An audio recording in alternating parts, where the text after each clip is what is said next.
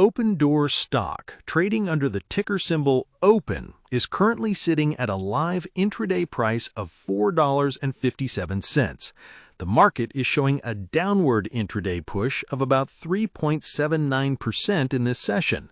While a lot of retail traders looking through popular investing sites are staring at this daily drop with classic frustration, the real story here is completely hidden behind the raw tape. Institutional order flow is showing a strange anomaly today. The block trade volume in the early session actually ticked up significantly even as the price fell, indicating that large funds are quietly building structures around this asset instead of running for the exits. Most retail buyers assume a sudden slide on a Friday means the house flipping business model is completely broken in this high-rate macro climate. But the institutional liquidity pools are telling us that someone very large is treating these mid-$4 levels as a major structural accumulation zone.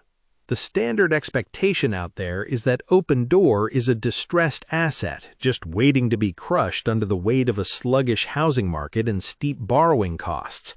People open their retail brokerage accounts or log into the Robinhood app, see the negative net income numbers, and assume the company is a ticking bomb.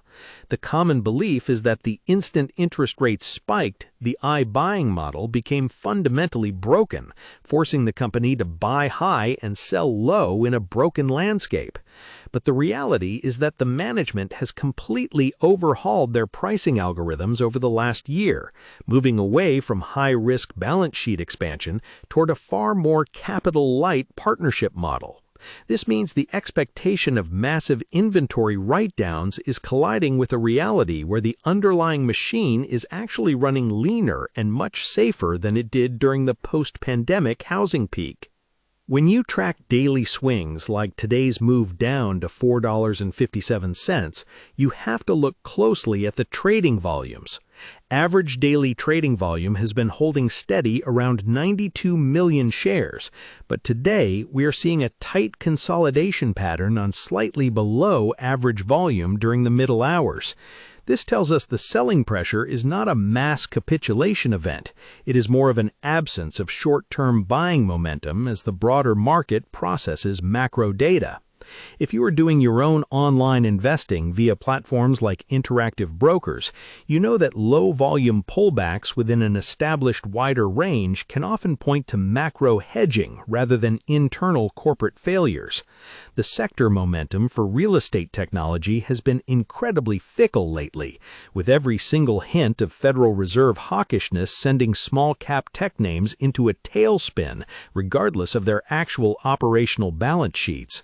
Institutional activity shows that while retail sentiment swings wildly on every single news headline, major players like Morgan Stanley and various exchange-traded funds maintain significant structural footprints in the stock. The options market has also seen unusually active classes over the last few sessions, with a heavy concentration of out-of-the-money call options expiring over the next 2 months. This tells us that institutional desks are using derivatives to position for a sudden upward squeeze, using the high volatility to protect or leverage their long-term underlying exposure.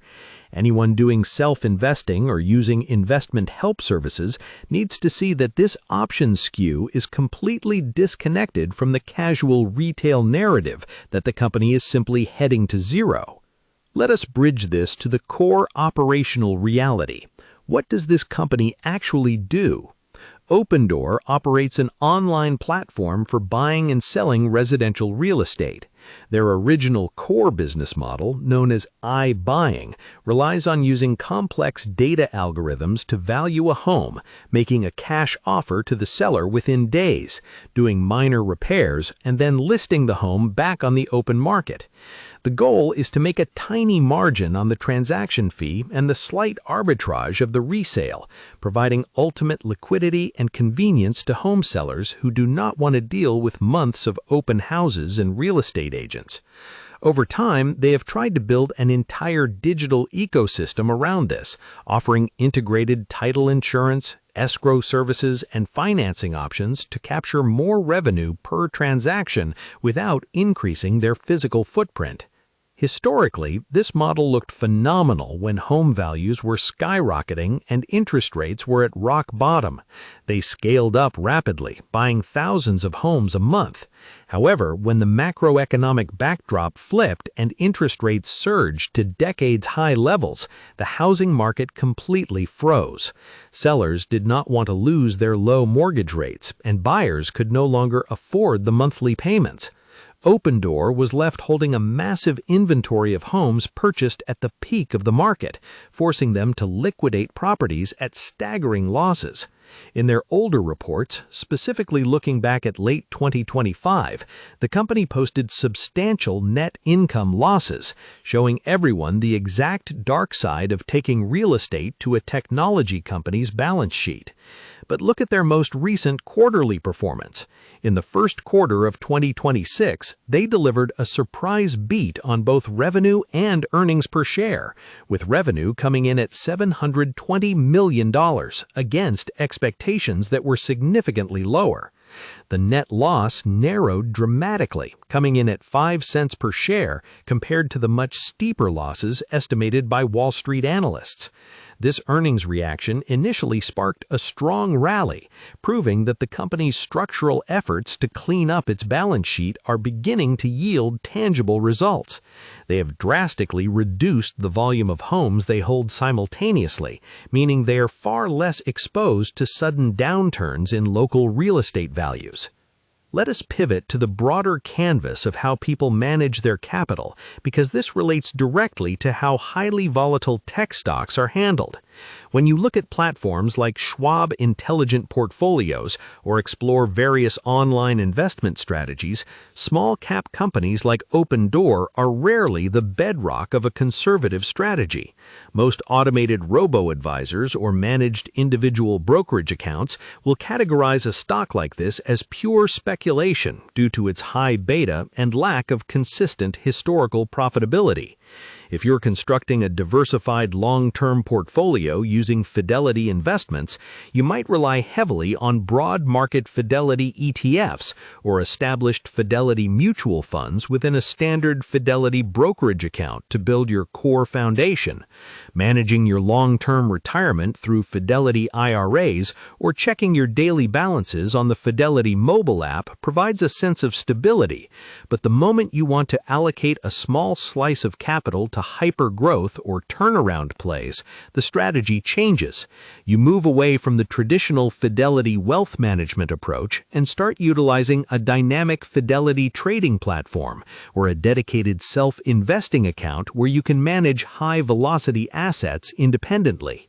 For the modern retail audience, the access point has completely shifted.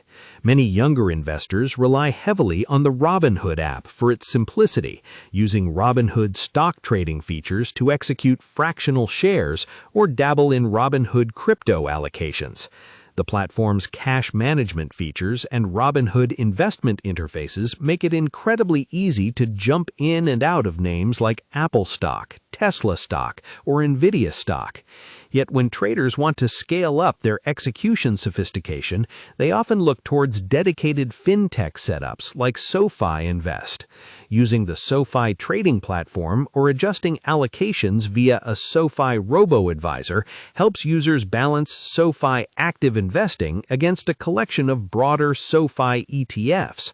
But if you're trading professional blocks or managing heavy margin accounts, you inevitably step up to the institutional grade setups.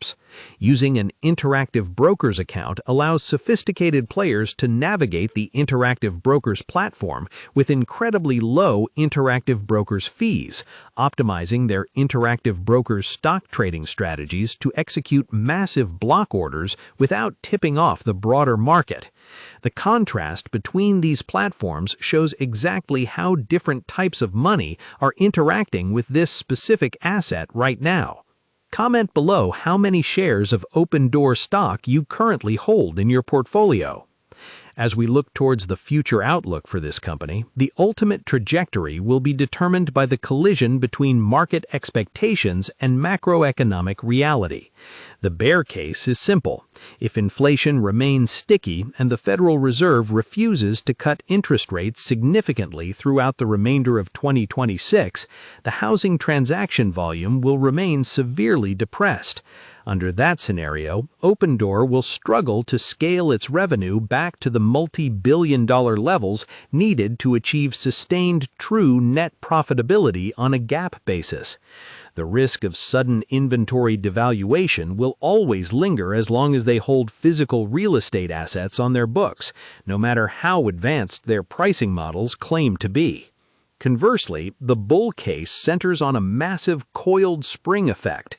The structural undersupply of housing in the United States is a persistent reality. The moment interest rates begin a sustained downward normalization trend, a massive wave of pent-up demand from both home buyers and sellers will hit the market. Because Opendoor has spent the last 2 years leaning out its operations, improving its acquisition